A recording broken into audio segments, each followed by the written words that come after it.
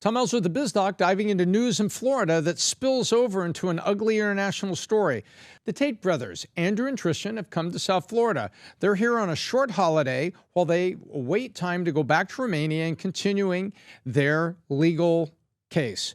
So they're here legally. They're U.S. citizens. They have the right to be here. They're not doing anything. They're basically visiting before going back as part of a travel arrangement. Well, they are essentially out on bail waiting for their court case to continue. Now, you may not like the topic of the court case, or you may not like what you've seen Andrew Tate doing with interviews that he's done with major podcasters. You may not like any of that. But what you can't say is that they're breaking laws. They're not.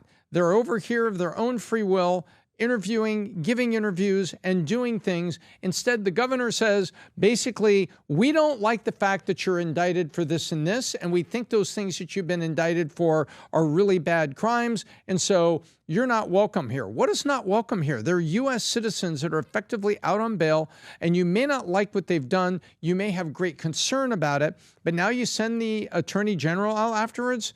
You know, this is very thin ice that we're skating on here. Suddenly, someone's indicted. We don't like what they're indicted of. Well, how many people in South Florida who are guilty of maybe second or third offense drunk driving, you don't like that, but they're out on bail. They're back taking Uber to work. They're waiting for their court case. What about someone who maybe lost a family member to a drunk driver who can say, oh, I don't like them. I don't like their kind. I don't like the fact that a drunk driver, who's got a court case is here working at my company. Where do you draw the line?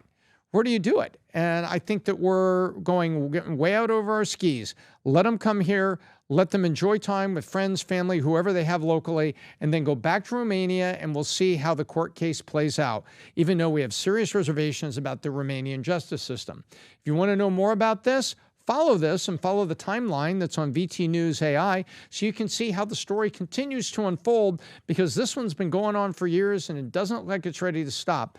But now you've got a U.S. governor that was thought highly of, and Ron DeSantis kind of stepping out into it or stepping in it, whichever you wish, and to making comments like this on people that are free and have all the rights and privileges to travel a little bit before going back for their court case. You may not like what the case is all about, but you cannot argue that they have the freedom to basically do exactly what they're doing.